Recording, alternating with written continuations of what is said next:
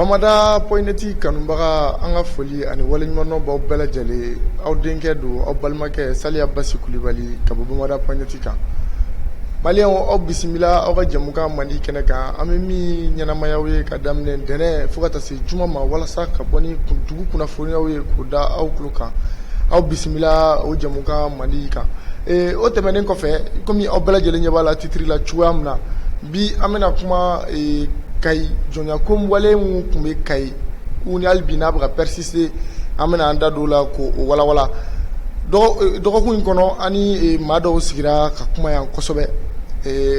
ma aw hakili lajigin k'a fɔ ko a bɛ ɲini ka waati jan bɔ san kelen bɔɲɔgɔn ɲɔgɔnna bɔ sisan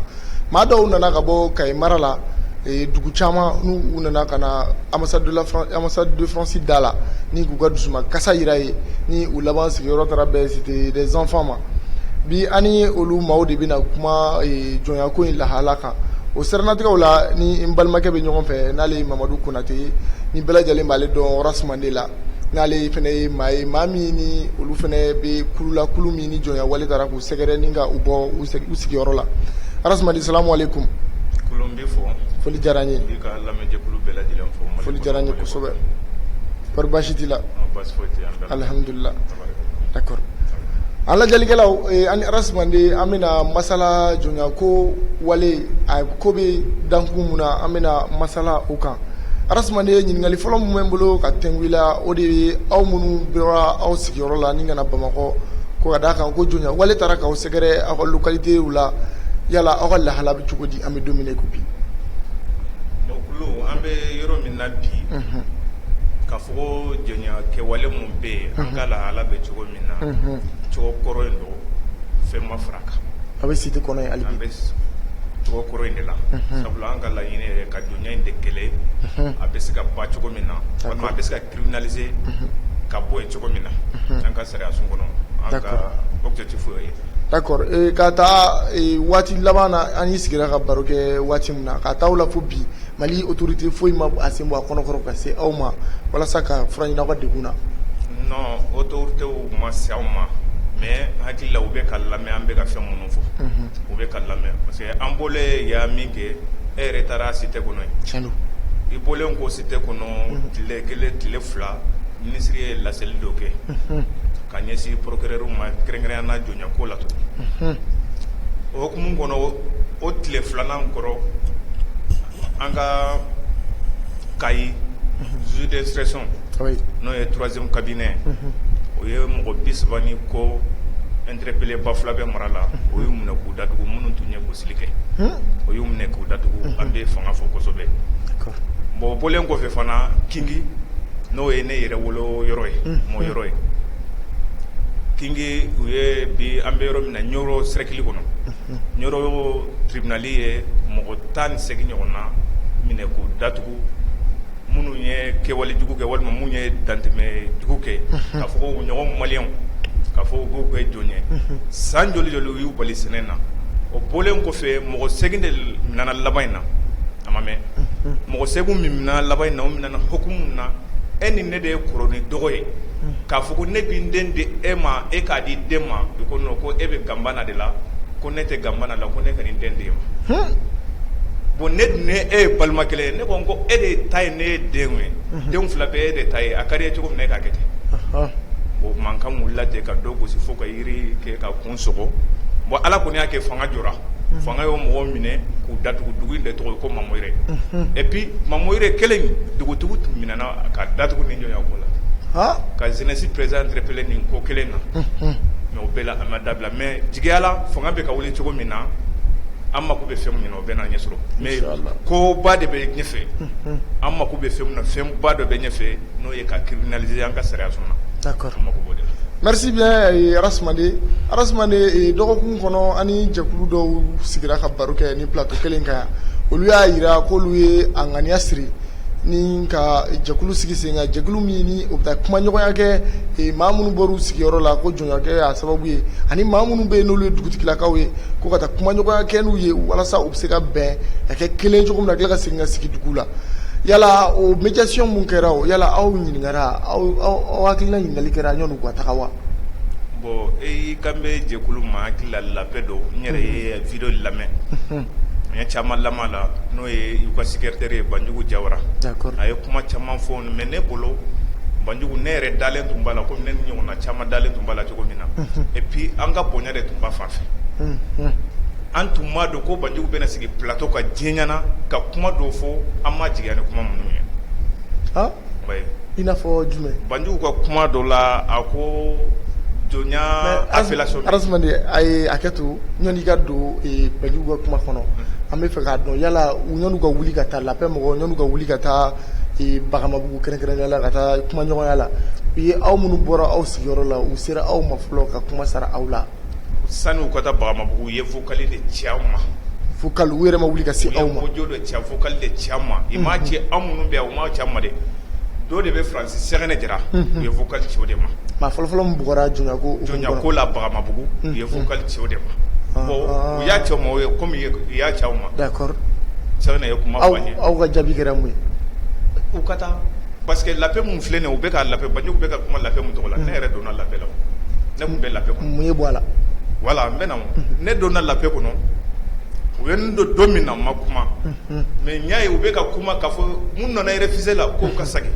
u bɛ ka mɔgɔ caman bɛ k'a fɔ surtout mɔgɔ minnu ko kunun ko a y'u gosi a y'u gɛn a ye 500 gosili dɔ la a ye 500 gosili dɔ dɔ la n'u gosili kɛra yɔrɔ min na u bɛ ɲɔgɔn wele mɔgɔ minnu bɛ olu de tun bɛ kuma fɔ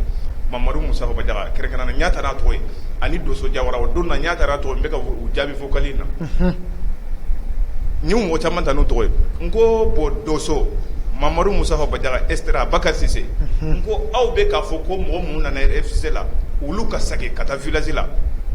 n ko fɛn mun y'u labɔ sani a ka fɔ u ka segin fɛn mun y'u labɔ a tɛ o bɔ yen fɔlɔ wa ni sabula n'i bɛ yiri tigɛ la n'i ye yiri tigɛ a duguma a tɛ nɛmu bilen mais n'i y'a tigɛ sanfɛ a bɛ nɛmu n ko Jonya de kɛra sababu ye ka ninnu gosi k'u gɛn ka bɔ o Jonya kelen sani u ka t'o kan a tɛ taa kuma o Jonya ka ban wa a kana o nɔfɛ walima aw minnu filɛ nin ye ni aw ka kumakan nana fitina ye kunun a ye taa ka dugutigiw fara ɲɔgɔn kan diɲɛ ma wala dugutigiw ka représentant fara ɲɔgɔn kan diɲɛ ma a k'u fara ɲɔgɔn kan ɲɔrɔ a k'u fara ɲɔgɔn kan yɛlɛmani n'a y'u fara ɲɔgɔn kan nin dugu ninnu na n'u ye média wele ka diɲɛ k'u sɛrɛ fɛn mun tun b'an bolo o ye Jonya ni hɔrɔnya de ye mais bi Jonya ni hɔrɔnya t'an bolo an balimaw dɔw an sinjiw dɔw an sigiɲɔgɔn dɔw fili de tun y'an sɔrɔ Jonya ye fɛn mun ye an t'a la bi an t'a la sini Jonya banna an badenw ka segin u kana n ko walahi mɔgɔ dɔw nana refuser la u dɔw ba segin n'u ma sɔn ka segin an minnu ye ni laɲini kɛ a ye na o nɔfɛ u bɛ taa mais k'a fɔ mɔgɔw de ka taa ten k'a fɔ ko aw balima dɔw k'o ka taa ten n'u taara ten u banna Jonya ma de o de la a ye forow minɛ u la u banna Jonya ma de aw ye jiw tigɛ u la u banna Jonya ma de aw y'u minɛ k'u gosi sini ou sinikɛnɛ n'u segira aw ye segili cogo min fɔ n'u taara n'u banna a ka Jonya ninnu ma yala a tɛ segin k'u gosi o tɛ bɔ tugun wa. D'accord mais Sɛgɛnɛ ka tɛmɛli la Sɛgɛnɛ y'a jira k'a fɔ Arasmane ko Jonya tɔgɔ weleli dɔrɔn de bɛ yen ko mais k'u k'a fɔ k'u ka mɔgɔ bila Jonya baara la k'o tɛ yen yala i bɛ se ka mun sɔrɔ k'a fɔ o kuma la. O ye Banjugu de c'est pour cela ko an tun y'a jigin yɔrɔ min na a bɔra minɛn kɔnɔ Banjugu bɔra minɛn kɔnɔ. Banjugu d'accord. a ye vocal ci Sɛgɛnɛ ma Sɛgɛnɛ tun bɛ gosi don min na ni jɔn de ye Sɛgɛnɛ Bagamabugukaw ka jɔn dɔ bɛ kɛ Sɛgɛnɛ mais Sɛgɛnɛ gosi don ko dugu ko mɔgɔ 340 de nana o yɛrɛ ka audio a bɛ n bolo yan mɔgɔ 340 ani 40 n'o bɔra dugu wɛrɛ la kana mɔgɔ kelen gosi o yɛrɛ ka audio a bɛ n bolo yan Allahu Akbar a ko ni jɔn n'o tɛ ninnu minnu bɔra Bagamugu ninnu na don ko mairie yɛrɛ wulila ka kuma n'o ye dugutigiden ye Sanga Sakɔ a fɔ Banjugu ye n'a b'a lamɛn ko Sanga ka kumakan kɔrɔ minnu bɛ yen ko a k'o lamɛn avant que o don ka se. D'accord. Avant qu'o don ka se. Bon komi nin yɔrɔ la ko jɔnya tɔgɔ de bɛ mais jɔnya tɛ yen n bɛ na n tɛna kuma Bagama n mana Bagama bugu kelen kama n nana komi jɔnya tɔgɔ dɔrɔn de bɛ yen ko jɔnya baara tɛ yen mais a ɲininkaw ko don min su fɛ Kɛrɛwani ye gosili kɛ yen fo a mɔgɔw nana furakɛ Kati dɔgɔtɔrɔso la ka mɔgɔw bolo kari ko jɔnw ye gosili kɛ su fɛ de Banjugu a tulo b'an kan na ko a k'o jaabi o tɛ jɔnya baara ye a hɔrɔn delila ka baara saga busu su fɛ dɔ jumɛn ka saga busu su fɛ o don na musow ye saga busu ka saga busu su fɛ su fɛ musow de ye saga busu musow ye farala cɛw kan ka saga busu ka ko et puis kumakan in kɔnɔ video in kɔnɔ ko Kɛrɛwani jɔn murutilen k'o bɛ ka saga busu sisan kuma daminɛ na n ye kuma min fɔ ko Mamoyire mɔgɔ 10 ni kɔ bɛ kaso la bi Mamoyire 2019 kamalen bɔra Lumɛ ka na u y'a a ko a tɛ jɔnya la dɛ ko ni mɔgɔ min ko jɔn do ale ye ko jɔnya ye nkalon jɔntigiya ye nkalon de k'a gɛn ka bɔ dugu kɔnɔ a y'o kuma fɔ u y'a gɛn ka bɔ dugu kɔnɔ ka segin ka taa sira tigɛ a ɲɛ k'a nati o don kelen na su fɛ ka saga minɛ k'a d'a ma a ka saga busu a video bɛ nkuya sisan a tɛ tɛmɛ a la taga Banjugu bɛ mun wɛrɛ fɔ minnu sara ka saga busu su fɛ olu ye fitini de olu tɛ ko ye minnu sara 1er septembre 2020 a ɲininka ko sibiri sɛnɛ ye jumɛn ye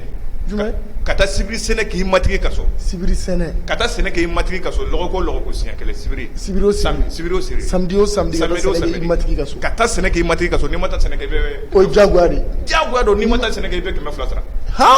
mɔgɔ minnu sara olu de banna o ma kabini bannaw ma ɲɔgɔn kan fɔ ka na Ganbana nalen ka na mankan wuli kɔnɔ k'u minɛ k'u kun ci k'u faga o dɔ de bɛ kaso la bi jɛma o tɛ baara ye dɛ baara ye o tɛ baara ye u ka waleya in fɔ cogo min na n'a kɛra ten o ye jɔnya baara ye fanga bɛɛ y'a sɛrɛ Ɲɔrɔ fanga bɛɛ y'a sɛrɛ nin sɛrɛ ye Ɲɔrɔ fanga bɛɛ y'a nin sɛrɛ bon Lape filɛ nin ye Lape bɛ ka wuli ka jɔ mun kɛ Lape président yɛrɛ n ka bonyaba de b'a fan fɛ sabula n teri don an ye ko caman kɛ ɲɔgɔn fɛ n sigilen bɛ plateau minnu kan nin de tun bɛ nin kɛ dunya kɛlɛ kɛ ni cɛsiri ma kɛ Bamako yan n'ale tɛ wa n'a bɛ taa yɔrɔ yɔrɔ la média o média la a tun bɛ n wele an bɛ taa kɛ an tɛ kuma foyi kan ni jɔnya tɛ wa ni ko mun ni mɔgɔ mun ye dankari mɔgɔw la ni bolila ka na yan an tɛ bere ta k'i gɛn an tɛ foyi ta kɛ an b'i wele fanga la de bɛ n'ale de tun b'a kɛ ale de ye Lape ɲɛmɔgɔ ye bi sabula n ka bonyaba de b'a fan fɛ mais u bɛ ka cɛ in ka baara tiɲɛ a bolo dɛ parce que minnu farala kan k'u kɛ ɲɛmɔgɔya kɔfɛ bilahi nin bɛɛ tiɲɛlikɛla ninnu de ko a y'u minɛ a k'u gosi ninnu de ko a y'u gɛn Mamadu Musa Bajaga de ko jɔn den ni wulu den ni fali den de ye kelen ye wa fali de wolola wulu wolola jɔn na Mamadu Musa Bajaga de y'a fɔ k'an ka mɔgɔ kelen yɛrɛ ta n'a tɔgɔ ye n'o ye Hame Kulubali ye o hukumu kɔnɔ sabula olu y'a miiri o waati an bɛ tulon na ko an ye kɛlɛ in daminɛ don kelen dɔrɔn an b'a bila bon n'o an ye ko dɔ kɛ k'o b'a minɛ k'an datugu pourtant tun b'a kɛ ten tan de bɛ kan n'u y'a minɛ k'an datugu Mamadu Musa ka vocal bɛ n bolo halisa u ka vice président Lape vice président u y'an ka mɔgɔ dɔ minɛ Kalilu Dabo a ko ale ni IBK de Karimu Keyita ale bana jɔnya de ma Kalilu Dabo sabula mɔgɔ caman bɛ jɔnya kɛlɛ la jɔn tɛ ko ye mais u b'a dɔn réalité ye fɛn mun ye jɔnya de bɛ yen maa caman bɛ yen olu bɛ a la mais jɔn tɛ olu bɛ ka jɔnw défend ka sɔrɔ jɔn tɛ a tɛ tɛmɛ o kan Kalilu Dabo Mamadu Musa Bajaga a t'a to k'a bɛ taa Mozambique Mamadu Musa Bajaga ninnu taara minɛ u taara minɛ u y'a minɛ ko Gajakaw bɛɛ y'a tan tɛ u dɛsɛra ko ale y'a minɛ ko ale de y'a minɛ et puis ale ni Karimu Keyita de bɛ ɲɔgɔn fɛ ani Boboyi n'a den bɛ ɲɔgɔn fɛ Boboyi Ismaël Boboyi a ka o de bɛ n tɛna nkalon da mɔgɔ la u ka na ne b'a fɔ u yɛrɛ de Mamadu Musa Bajaga kana yan a tɛ tɛmɛ nin kan i y'a faamu o waati la anw tɛ se mɔgɔ y'a tun tɛ ku i la n y'a fɔ i ka plateau kan a tun tɛ ku i la k'a fɔ i bɛna sigi plateau dɔ kan ou bien taa sigi radio dɔ la k'a fɔ i bɛ kuma jɔnya ko kan bilahi i bɛ si 2018 2017 i bɛ si i tɛ bɔ ou bɛ ka sigi I ka so kɔnɔ ka whatsapp I bolo da whatsapp kan k'a fɔ ko jɔnya ye nkalon de a tɛ se ka fɔ bon olu mɔgɔw de sisan fanga bɛ ka wuli cogo min na u y'a ye ko bɔra tulon na an tɛ tulon na et pourtant dɔ delila k'a f'u ye karilaka don n t'a tigi tɔgɔ dɔn o ko a bɛ ka mɔgɔw pousser violence la an bɛɛ de ye balima ye dɛ ne yɛrɛ hɔrɔn de komi a ye hɔrɔn ye cogo min na a ye mɔgɔ kelen mun ta n'a tɔgɔ don na o ye doso ye hali n'a ye mɔgɔ wɛrɛ ta n'a tɔgɔ ye o tɔgɔ tɛ kɔnɔ ko wa ko I bɛ ka kuma minnu fɔ ko don nataw la a ye san mana san 10 bɔ san 20 bɔ ko I bɛ kiiri dɛ o ye dugutigiden de ye o y'o f'u ye o y'o ka kumakan minɛ manamanakan de bi kiiri bɛ ka wuli cogo min na o de bɛ kɛ u bɛ boli la pour k'a fɔ ka média kɛ ko in bɛ se ka fɛn cogo min na ne taara n y'a fɔ kuma daminɛ ko ne donna la paix kɔnɔ ne donna la paix kɔnɔ u ye réunion convoqué an taara réunion na d'accord mais laɲini jumɛn b'u la fɛn na ne ko ma den ko la paix tɛ se ka kɛ sans justice ne an bɛ la paix kɛ Rasmani an bɛna pana yɔrɔ min e yɛrɛ bɔra la paix kɔnɔ kun mun na n bɛ na d'accord n bɛ na ne taara réunion na avant que la paix ne taara réunion na an taara réunion na k'an to réunion in na ne hakilila ye ɲɔgɔn ye an bɛ hakilina ɲini fɛn min bɛ na ni sababu ye ka jɔnya in ba fitina nana fɛn min kama an bɛ se k'o ba cogo min na mais olu ko n'u kumana cogo cogo u ka laadaw dɔn laada dun sigilen bɛ jɔnya de kan ko u ka laadaw dɔn bon k'an t'o kuma kɔnɔ an tilara Mamadu y'u ka vice président kelen de ko Gambana mɔgɔw la dugu in kɔnɔ Bamako yan ni plainte bɛ ka tigɛ hɔrɔnw kama Arasmande ani Yara dɔn président dɔn la paix président dɔn ko mais ko bi ko ni an ko an ka la paix kɛ ko plainte ko a b'u yɛrɛ tirer ou bien a t'u yɛrɛ tirer n b'a ɲininka a ka plainte yɛrɛ tirer Yara kɔni y'a kan di mais kuma sera ne ma Yara kumalen kɔfɛ kuma sera ne ma a ye ne ɲininka ne ko n ko an nana bɛn kuma de la mais la paix ka kɛ sans justice n ko ne tɛ se ka n kumakan d'aw ma k'a fɔ ne bɛ plainte bɔ mɔgɔ kelen si kan n tɛ se k'o kɛ n'an bɛ bɛn ne ni fɛn mana kɛ ɲɔgɔn cɛ n'an yɛrɛ y'a dɔn k'a fɔ an bɛ se k'a ban an b'a ba kɛ kiri ne de y'a plainte da I kama ni y'a dɔn ko an yɛrɛ y'a fɔ k'a ban plainte da ne ba bɛ n sen da kan plainte tɛ se ka wuli o ne ma fɔ k'a ka wuli a tɛ se ka wuli o ni juge y'an wele bi n b'a fɔ ko n y'a retrait n bɛ taa ni papier retrait papier plainte retrait a ma ban mais ne kin ka plainte retrait bɛɛ ma k'a la aw minnu bɛ k'a fɔ la paix Bakari Sise y'a fɔ jɛma u taara ni refusé u ye refusé minnu sara u taata n'olu ye ko jɛma ko an ko droit an ni droitlenw bɛ ɲɔgɔn fɛ an ni Mali fanga bɛ ɲɔgɔn fɛ k'u y'a minɛ k'an kun ci droitlenw ɲɛna k'an minɛ k'an datugu kaso la jɛma san jumɛn c'était 2018 2019 voilà a ka o jo bɛ n bolo dɛ o bɛ la paix membre dɔ don la paix membre tɛ dɛ membre de fondateur don la paix kɔnɔ ni cité n'a ma fɔ et wa ni bɛ ka gosili kɛ yɔrɔ min na u b'ale de wele ko intervention rapide aw bɛ na sigi k'a fɔ anw ka la paix kɛ an ni mɔgɔ wɛrɛ de bɛ la paix kɛ an ni olu tɛ an ma ba an tɛ na ba bɛɛ ma de mais anw de n'olu tɛ mais Banjugu bɛ fɛn minnu fɔ sani ka se o yɔrɔ la I ko mun na ne bɔra la paix la voilà ne bɛɛ b'a dɔn ne ni Madi Sidibe de tun bɛ ɲɔgɔn fɛ sunu tile tiɲɛ don ne yɛrɛ bɛ se k'o seereya Madi Sidibe ka ne to la il ye ne don la paix kɔnɔ même pas 2 jours 3 jours u ye Madi Sidibe i y'a interpellé commissaire tribunal la k'a sɔrɔ transmis la taa gendarmerie la Garantibugu soit transmis taara yen ne taara Madi nɔfɛ ne kɔni bɛ la paix la n bɛ k'o kuma lamɛn ne tɛ ka kuma fo 16h waati d'accord u ka président yɛrɛ y'a dɔn ko Madi de minɛna a ko ko ka victime minɛ ko la paix mɔgɔw ko bɛ ka fɛn mun kɛ ko Tumani ani Majɔgɔ Gori ko n'a y'a sɔrɔ aw de y'u minɛ ko tiɲɛ t'aw bolo dɛ an man ka victime minɛ Yara de y'o fɔ Yara de ko ten ko ninnu de tɔɔrɔlen don ko a kan ka ninnu de nɛgɛ Yara fɔ ne ko Yara man ko ale ka man n y'a fɔ groupe in de kan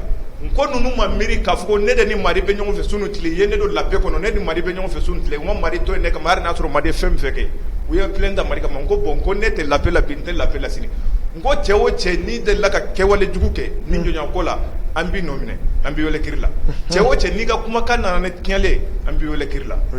ne bɔra la paix la n hakili la ale Banjugu yɛrɛ a ye ne wele Madi minɛlen na a ye kuma caman fɔ u sɛgɛra k'i ɲanzu tɛ tugun d'accord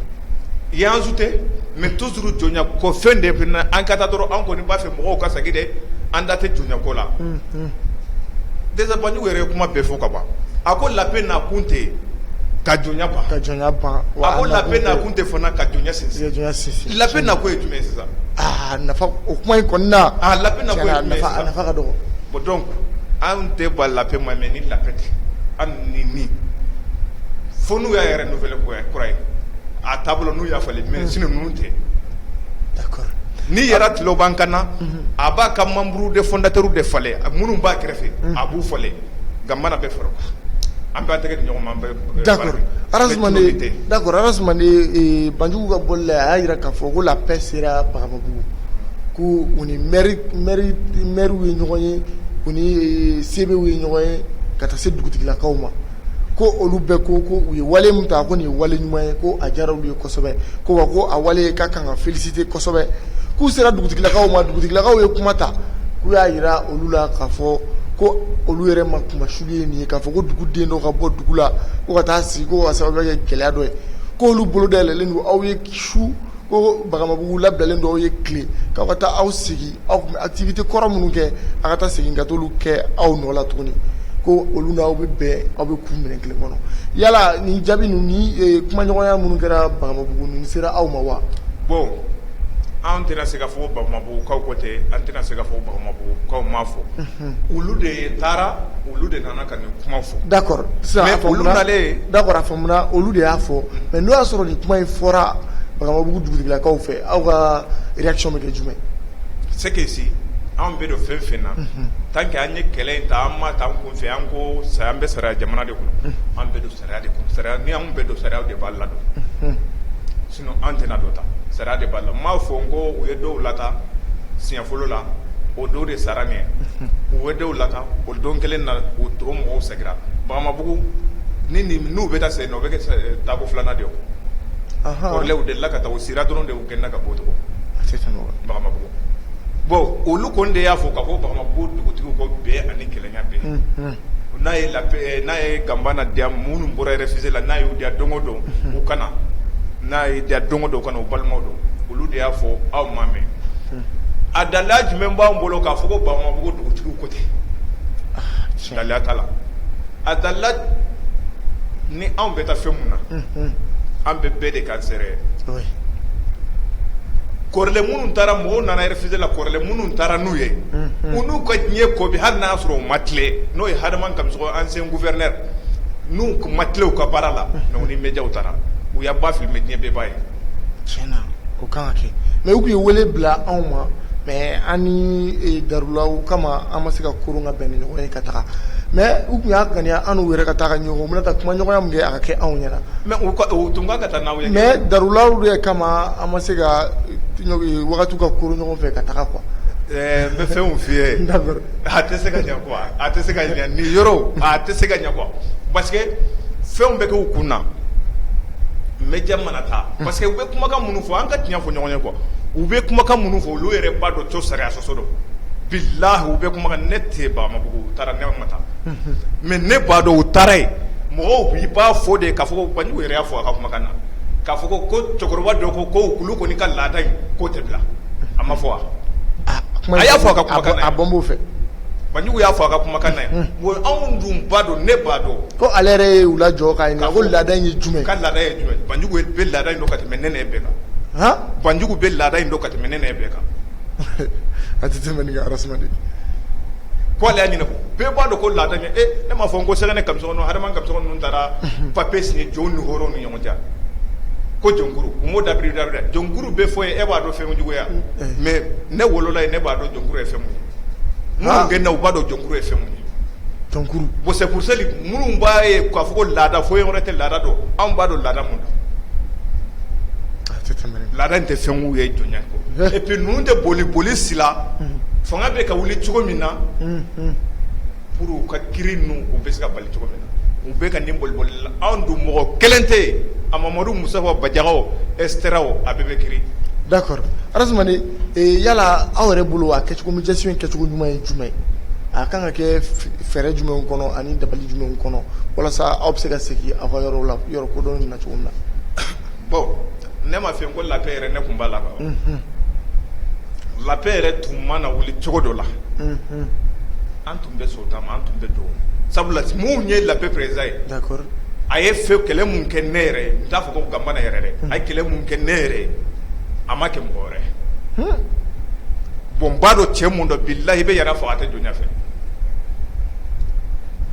a tɛ jɔnya fɛ Yara yɛrɛ bɛ kuma dɔ fɔ ma hali bi u bɛ don a ka privé la k'a fɔ président ko nin kumaw bila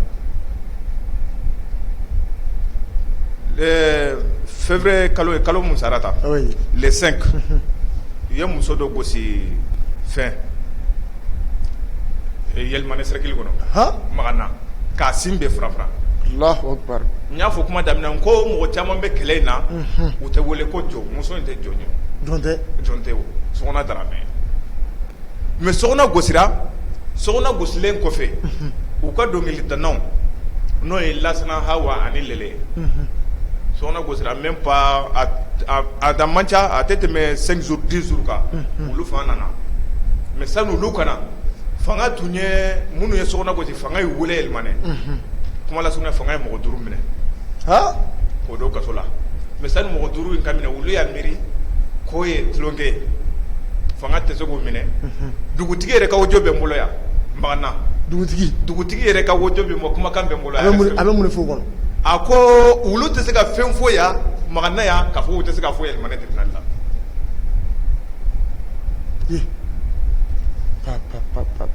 d'accord donc n'anw kumana k'a fɔ ko anw ka laadaw tɛ bila wala jɔnya ko tɛ bila n'an y'a fɔ an tɛ dɛsɛ k'a fɔ ko yɛlɛmane an tɛ dɛsɛ k'o fɔ yɛlɛmane o ko fɔra ka tɛmɛ a dugusɛjɛ filanan u ye fɛn ninnu wele minnu ye ko violence kɛ y'u wele Zuzu kɔni ye mɔgɔ 5 minɛ k'o datugu o la mɔgɔ 5 minɛna k'o datugu o la minnu nana k'a yira k'a fɔ ko u bɛ jɔnya yan ba komi jɔnya ka sinsin olu ye jɔnw de ni mɔgɔw banna jɔnya ma i ye ta ɲɛ n'o ye u ka dɔnkilidana 2 Lasana ani Lele bon an y'a ye olu de bɛ ka fitina wuli mais Lasana Hawa jumɛn ko don Lasana Hawa kelen sɔnni na wa sɔnni ma o don d'accord bon an y'a lajɛ an fɛn wɛrɛ t'an bolo ka ɲɛsin u ma se wɛrɛ t'an ɲɛ k'u wele kiri la ko an y'u wele kiri la yɛlɛmane kingikaw welele kiri la yɛlɛmane comme u bɛ taa répondre lundi le 22 si je me trompe pas février kalo le 22 u tun bɛ ka taa répondre dɔ de y'a to kingi hɔrɔnw ka porte parole u ka jali u yɛrɛ ka fɔ la Masire Sisoko ale de y'a kan bila k'a fɔ ko Lasana Hawa convoquera yɛlɛmane tribunal la ani jɔn Lele a yɛrɛ de ko tɛ dɛ ani jɔn Lele Lele ye jɔn de ko Lele ye jɔn de a yɛrɛ de ko jɔn Lele a y'a fɔ cogo min na n b'a fɔ tɛ dɛ ko jɔn Lele ko convoquera ko a b'a ɲini maraka bɛ diɲɛ fan o fan k'o bɛɛ ka ɲɔgɔn sɔrɔ yɛlɛmane ɲɔgɔn sɔrɔ kun ye jumɛn ka taa yɛlɛmane justice empêcher u ka baara la o hokumu kɔnɔ an yɛrɛ vocal dɔ bila k'a dɛsɛ k'a ye juge d'instruction ye responsable a ka responsabilité ta cogo min na yɛlɛmane k'a ta ten ni ninnu nana k'a fɔ k'u bɛ justice empêcher mun ye kuma fɔ ka jama wele o yɛrɛ k'a minɛ an kɔni an t'a dɔn ko n'o yɛrɛ taara ne yɛrɛ t'a dɔn ko n'o yɛrɛ taara bilen mais justice m'u minɛ a y'u bila Lasana Hawa ninnu u bilala u bilara n yɛrɛ y'a mɛn ko Lele ni Lasana Hawa k'o bɛ dugu in kɔnɔ u bilara u m'o minɛ bilen et pourtant Kayi fanga an bɛ ka bɛn mun fɔ komi n'o ye la paix sani la paix ka na bɛn dɔ kumakan taara Kayi dugutigiw ani Gambana ani dugu responsable quoi oui dugu responsable kumandaw maire u bɛɛ taara Kayi forme ba dɔ kɛra yen tile 3 kɔnɔ o forme in kɔnɔ article 13 taara article fɔlɔ bɛɛ ka dugutigi dɔ i ka maakɔrɔba ye i k'a dɔn dugu ɲɛmɔgɔ ye dugutigi yɛrɛ fana ka duguden bɛɛ minɛ kelen ye fɛn mun ye jɔnya ni hɔrɔnya ye a ta la et puis mɔgɔ mun fana bɛ yen n'i ko i tɛ jɔnya la mɔgɔ kana se i ma i kana mɔgɔ provoquer mɔgɔ min bɛ yen ko n'i ye jɔn ye i kana mɔgɔ ɲagari bɔ n'a ye i kana mɔgɔ provoquer n'a ye mais an y'a ye Lasana ni Lele ninnu bɛ ka fɛn mun kɛ u bɛ ka bɛnkan sɔsɔ Kayi bɛnkan sɔsɔ an y'a wele kiri la mais n'an y'a ye fana Mali fanga ma olu minɛ o de b'a jigilatigɛ dɔɔnin Lasana ni Lele ka bɔ la d'accord kuma bɛ yen dɛ d'accord Rasmani faamuyali sɔrɔla ninnu na kosɛbɛ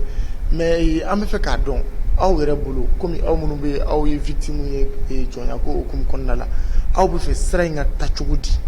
u ka taa kumaɲɔgɔnya in ka taa cogo di walasa aw ka taga sigi aw ka dugu la kumaɲɔgɔnya in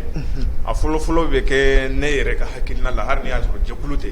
ne yɛrɛ ka hakilina la sini gouvernement mana dɛgɛrɛ ta k'a criminaliser pewu mɔgɔ fɔlɔ min bɛ kumakan bila an ka mɔgɔw ma k'a fɔ ko an ka fɛɛrɛ kɛ ka taa village la hali ni mɔgɔw ma fɔ ko a ka ban ne bɛ bila ɲɛ k'a fɔ an ka taa bilahi gouvernement ka dɛgɛrɛ ta bi k'a fɔ jɔnya u y'a criminaliser mɔgɔ fɔlɔ min b'a fɔ ko an ka taa village la ne b'a fɔ hali n'a sɔrɔ bɛnkɛlaw kan na sabula mɔgɔw fɛnw bɛ ka ninnu jama u bɛ ka i b'a faamuya de k'a fɔ ko Mali sariya la ko jɔnya ma criminaliser n'u y'u gosi k'a fɔ ko jɔnya don n'a sera u b'a fɔ ko jɔnya ma bila ɲɔgɔn na laada ko de y'a bila ɲɔgɔn na et pour ça jɔnya de bɛ d'accord donc mais n'u y'a dɔn ko a criminaliser u bɛ fɛn dɔn u bɛ fɛn dɔn n'u y'a dɔn ko a criminaliser dɔrɔn sariya y'a kun dɔrɔn bilahi u t'a kɛ bilen d'accord Arasumandi o faamuna kosɛbɛ an ka jamukan bɛna se a kuncɛyɔrɔ la yala kumakan laban jumɛn b'i bolo bon ne ka kumakan laban ne ka kuma mana taa Kasayi ka na n bɛ Mali fanga de wele d'accord n bɛ Mali fanga wele premier ministre fo ka taa se président ma ministre de la justice bɛɛ lajɛlen k'a lajɛ jɔnya mɔgɔw tɔɔrɔlen don mɔgɔw sɛgɛnnen don d'accord jɔnya ko la mɔgɔw bɛɛ san 4 u ma sɛnɛ kɛ bi san 4 Bagamabugukaw filɛ nin ye san 4 de u nana yan u ma sɛnɛ kɛ Mamoyire san 3 u ma sɛnɛ kɛ Kɛriwane san 4 u ma sɛnɛ kɛ u ka foro minɛ u fɛn vrai que u taara samiyaw tɛmɛlen u taara kɛ so mais foro minɛlen de b'u la Kɛriwane bon Kayi ne yɛrɛ bɛ yan san 4 u ma sɛnɛ kɛ fɛnw bɛ faga o bɛɛ la Mali fanga mana wuli surtout u ka ministre délégué ko Mali yɛrɛ refusé nin hakɛ n bɛ ka wuli an bɛ k'an se kɛ fɛn Mali fanga u y'u se kɛ fɛn mun refusé minnu ye u b'o dɔn Imam Umaru Jara bɛ fɛn fɛn fɔ anw ka mɔgɔ ta la et pourtant a yɛrɛ anw yɛrɛ soit ka kumakan ɲuman fɛ mɔgɔ fɔlɔfɔlɔ mun ye ne hakili sigi Mali ministrew la Imam Umaru Jara don bilahi a bɛ se ka kɛ a ma ɲina dɛ a bɛ se ka kɛ baara la cogoya don a ma ko de t'a la ayi o tɛ kana ko sa o kɔfɛ aw d'accord n tulo b'i la lamɛn sabula Imam Umaru Jara anw taara don min na n b'a fɔ n y'a fɔ yɔrɔ caman na anw taara don min na a ko fɛn mun ye jɔnyako ye aw yɛrɛ ka nali bɛnna ne ma kosɛbɛ sani aw ka na conseil des ministres tɛmɛlen président yɛrɛ ko ten a ye ministre 4 ta n'u tɔgɔ ye o ministre 4 k'u jija jɔnyaw bɛ ka ye réseau na u ka ɲɛɲini u ka a s'a dan na ko in ka ban a tɛ se ka to ten ko a tiɲɛna nkalon fɔ ko hali n'ale to ministre jɛkulu la nin b'ale wajibi ale ka don mais an k'ale jɛkulu o jɛkulu bɛɛ n'o bɛ jɔnya contrôle la an ka jɛkulu bɛɛ wele an kana ɲɔgɔn fɛ a ka yɔrɔ la an taara n'o jɛkulu ye a seginna nin kuma kelen kan bon an yɛrɛ k'a dɔn k'a fɔ premier ministre bɛ taa CNT la a ka siɲɛ fɔlɔ la arandi fɔlɔ la o Imam Umaru Jara de y'a fɔ an ye ka taa ka programme déclaré CNT Imam Umaru Jara de y'a fɔ an ye a ko ni premier ministre taara jɔnya ko dossier b'a bolo a bɛ kuma k'a ka discours la a ma kuma la honorable Cissé bɛ yen o ye premier ministre ɲininka hali sini a ma jaabi et puis an yɛrɛ ka lettre ci premier ministre ma ne yɛrɛ de y'a sɛbɛn et puis ne yɛrɛ de taara déposer premier ministre fɛ a ma jaabi i b'a dɔn a kɛra kalo min premier ministre ta kɛra 7 mois le 9 ministre de la justice ta kɛra 7 mois le 9 fɛn vrai que a n'o ye ɲɔgɔn ye réconciliation 7 mois le 9 administration territoriale 7 mois le 9 mais ni ministre tɔw si ma jaabi fo n'a kɛra ministre de la justice d'accord o yɔrɔ la an b'a fɔ kosɛbɛ non Mali fanga mana to nin de an b'a fɔ d'accord merci bien Arasumandi i ni ce i ka jaabi ninnu na hakili la faamuyali sɔrɔla la an lajɛlikɛlaw fɛ an lajɛlikɛlaw nin tun ye aw ɲɛ garizɛgɛ ye nin waati kunkuru in na Bamada.net sanfɛ aw k'an bɛn sigi wɛrɛ wasalam